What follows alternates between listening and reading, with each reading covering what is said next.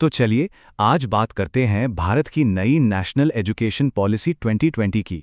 देखिए, ये सिर्फ कोई मामूली पॉलिसी अपडेट नहीं है। नहीं, ये तो भारत में एजुकेशन की पूरी शक्ल बदलने की एक बहुत बड़ी, एक महत्वाकांक्षी कोशिश है।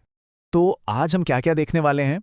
हम देखेंगे कि ये नया ब्लूप्रिंट है क्या, फिर बात करेंगे सीखने के जादू की, आधुनिक स्किल्स और हमारी प्राचीन जड़ों के संगम की, और भारत कैसे ग्लोबल क्लासरूम बन रहा है।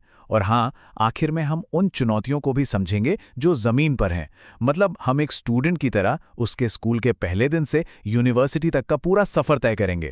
तो शुरू करते हैं। देखिए, राष्ट्रीय शिक्षा नीति 2020 को सिर्फ एक मामूली बदलाव समझना भूल होगी। ये तो शिक्षा की पूरी सोच को, उसकी बुनियाद को ही बदलने जैसा है। और इसकी ज़रूरत क्यों है? क्योंकि हम दुनिया की सबसे बड़ी युवा आबादी वाले देश हैं और उन्हें आने वाले कल के लिए तैयार करना है। तो सबसे बड़ा बदलाव क्या है? सबसे बड़ा बदलाव है सोच में। वो जो दशकों से रट्टा लगाने वाला सिस्टम चला आ रहा था ना, उससे अब बदला जा रहा है। अब फोकस रटने पर नहीं, बल्कि क्रिटिकल थिंकिंग पर है, क्रिएटिविटी पर है।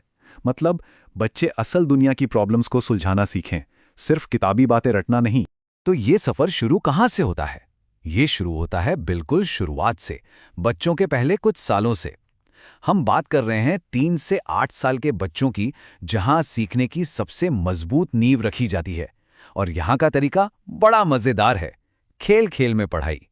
अब सवाल ये उठता है कि एक क्लासरूम को दिमाग के लिए खेल का मैदान कैसे बनाया जाए? है ना मजेदार सवाल? मतलब पढ़ाई बोझ न लगे, बल्कि एक खेल बन जाए। और इसका जवाब छिपा है एक बहुत ही खास जादुई चीज में। ये है जादुई पिटारा। नाम सुनकर ही लगता है ना कुछ खास होगा, और ये वाकई में खास है। ये सिर्फ एक डब्बा नहीं है, बल्कि ये एक खजाना है। एक ऐसा खजाना जो छोटे बच्चों के लिए सीखने को एक मजेदार और आसान काम बनाने के लिए तैयार किया गया है। असल में ये खेल खेल में सिखाने का एक बहुत ही पावरफुल टूल है। तो चलिए इस पिटारे को खोलकर देखते हैं। इसके अंदर आपको मिलेंगी कठपुतलियां, मजेदार पहेलियां और तरह तरह के खिलौने। ये सब चीजें बच्चों को कहानियां गढ़ने के लिए उकसाती हैं, उन्हें अपने हाथों से कुछ बनाने और सीखने का मौका देती हैं, और सबसे जरूरी, उनकी कल्पना को पंख देती हैं। और बात सिर्फ कल्पना की नहीं है। इसी पिटारे में भाषा और लॉजिक सिखाने वाले खेल भी हैं, जैसे कि ये हिंदी साउंड डोमिनोज या फिर तस्वीरों वाले स्टोरी कार्ड्स। ये सब बच्चों के दिमाग को तेज करते हैं, उन्हें सोचना और अपनी बात कहना सिखाते हैं, सब कुछ खेल के जरिए। और ये जादू सिर्फ एक बक्से तक सीमित नहीं है। आज के डिजिटल दौर में ये पॉलिसी टेक्नोलॉजी को भी साथ लेकर चल रही है। तो एक फिजिकल पिटारे के साथ साथ एक डिजिटल ई जादुई पिटारा ऐप भी है। और इसमें क्या है? इसमें है AI पावर्ड स्टोरी बॉट्स और टीचिंग बॉट्स, जो सीखने के इस अनुभव को बिल्कुल नेक्स्ट लेवल पर ले जाते हैं। तो फाउंडेशनल स्टेज के बाद अब बच्चा आता है प्राइमरी और मिडिल स्कूल में। और यहाँ पर एक बहुत ही दिलचस्प चीज देखने को मिलती है। यहाँ का करिकुलम परंपरा और टेक्नोलॉजी का एक अनोखा संगम है। मतलब भविष्य को अतीत की मजबूत नींव पर बनाया जा रहा है। तो यहाँ भी सीखने का तरीका बिल्कुल बदल गया है। वो पुराना रटने वाला सिस्टम, उसकी जगह ले ली है इंक्वायरी बेस्ड लर्निंग ने। अब ये क्या है? आसान भाषा में बच्चों को जवाब रटाने के बजाय उन्हें सही सवाल पूछना सिखाया जा रहा है। उन्हें एनकरेज किया जा रहा है कि वो चीज़ों की तह तक जाएं। और इसका एक बेहतरीन उदाहरण है कि कैसे हमारे प्राचीन ज्ञान को आज की पढ़ाई से जोड़ा जा रहा है। जैसे कि विरहांक संख्या। ज्यादातर लोगों ने शायद इसका नाम भी ना सुना हो। ये हजारों साल पहले खोजी गई थी, और ये असल में फिबोनाची सीक्वेंस का ही एक शुरुआती रूप है। और अब इसे आज की मैथ्स की किताबों में शामिल किया जा रहा है। तो सोचिए, एक तरफ हमारे बच्चे हजारों साल पुराना गणित पढ़ रहे हैं, और दूसरी ही तरफ उन्हें भविष्य के लिए भी तैयार किया जा रहा है। कैसे? आर्टिफिशियल इंटेलिजेंस का एक पूरा करिकुलम पढ़ाकर। यही तो इस नीति की खूबसूरती है। ये अतीत और भविष्य के बीच एक पुल बना रही है, एक शानदार संतुलन। और ये जो AI की पढ़ाई है, ये ऐसे ही नहीं है। इसके लिए एक पूरा स्ट्रक्चर्ड प्लान है, जिसे स्पाइरल प्रोग्रेशन कहते हैं। मतलब ये क्लास 6 में बिल्कुल बेसिक जानकारी से शुरू होता है। AI क्या है, फिर धीरे धीरे साल दर साल ये हाई स्कूल तक एडवांस्ड एप्लीकेशन तक जाता है। इससे बच्चों की समझ बहुत मजबूती से और स्टेप बाय स्टेप डेवलप होती है। चलिए अब स्कूल की दुनिया से निकलकर हम चलते हैं हायर एजुकेशन की तरफ, कॉलेज और यूनिवर्सिटी। यहाँ इस नीति का एक और बहुत बड़ा सपना है और वो है भारत को दुनिया भर के स्टूडेंट्स के लिए सीखने का एक ग्लोबल हब बनाना। अब इस सपने के पैमाने को समझने के लिए जरा एक आंकड़े पर नजर डालिए। सिर्फ एक राज्य, मध्य प्रदेश, वहां कॉलेज जाने वाले स्टूडेंट्स की संख्या 11 लाख से भी ज्यादा है।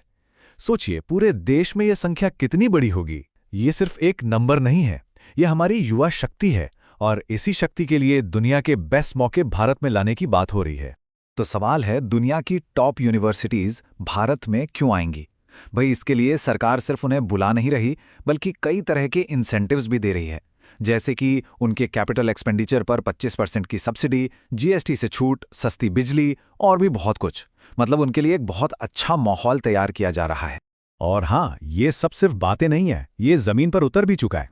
इसका सबसे बड़ा सबूत है गुजरात की गिफ्ट सिटी।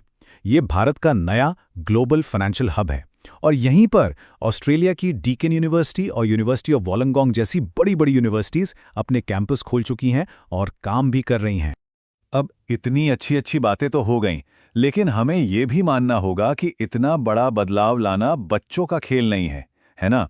पॉलिसी कागज पर बनाना एक बात है और उसे क्लासरूम तक, हर टीचर तक पहुंचाना बिल्कुल दूसरी।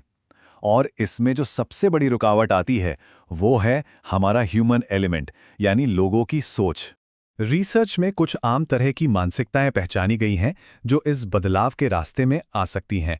इन्हें बड़े मजेदार नाम दिए गए हैं, फैकल्टी सिंड्रोम्स। पहला, हम पहले से ही बहुत बिजी हैं। दूसरा, अरे मुझे तो सब पता है। तीसरा, अब इस उम्र में मैं क्या नया सीखूंगा।